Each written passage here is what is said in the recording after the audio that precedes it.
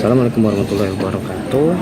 Perkenalkan, saya Nasir Daus dari PT Raja Sukses Properti. Di sini saya ingin membagikan sedikit cara pendekatan fisiologis untuk menarik konsumen. Nah, di sini saya ada 6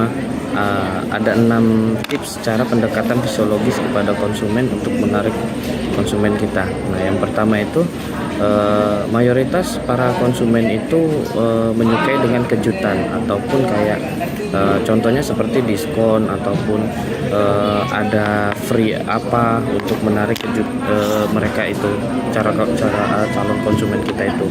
Nah, beberapa kejutan yang harus kita siapkan agar mereka itu lebih tertarik untuk membeli produk kita. Nah, yang kedua itu praktis. Nah, praktis ini bisa diartikan seperti mereka ingin membeli sebuah produk, tapi membeli sebuah produk itu yang diharapkan mereka agar mereka itu membeli produk itu sistem dan caranya itu praktis, gampang ataupun mudah. Nah, itu yang mereka inginkan. Karena kalau mereka ingin membeli sebuah produk tapi sistem dan caranya itu rumit, susah, otomatis konsumen itu kadang akan berpikir mau membeli atau tidak produk ini. Nah, kalau kita jelaskan dengan cara sistem dan praktis, itu lebih menarik daya tarik mereka untuk membeli produk kita. Nah, yang ketiga, aman. Nah, aman ini dalam arti produk kita yang kita tawarkan ini apakah kedepannya akan ada masalah ataupun enggak. Nah, kalau masalah itu pasti ada, tapi untuk keamanan itu yang lebih utama yang harus kita sampaikan. Contohnya kalau di dalam dunia properti. Nah, di dunia properti ini mereka membeli sebuah unit rumah di lokasi tertentu. Nah, mereka harus tahu dulu keamanan di sini seperti apa, lingkungannya seperti apa. Nah, itu harus benar-benar kita sampaikan.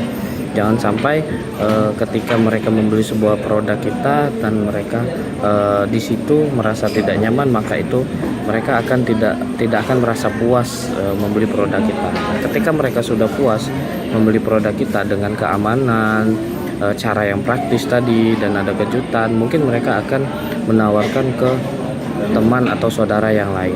Nah, yang keempat yaitu prestasi yang pernah dicapai. Nah, yang keempat itu maksud dari prestasi yang pernah dicapai itu apa prestasi kita yang pernah kita capai. Nah, kita sampaikan ke customer apakah kita 1 bulan itu bisa closing 30 unit atau 20 unit. Nah, itu kita sampaikan dan benar-benar kita kasih contoh ke mereka.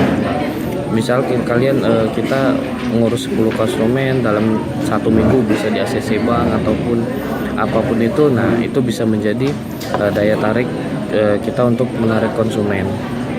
Nah, itu secara tidak langsung merubah psikologis mereka, karena mereka untuk mengambil produk di kita akan merasa aman dan percaya dengan kita. Nah, mereka pun akan merasa puas.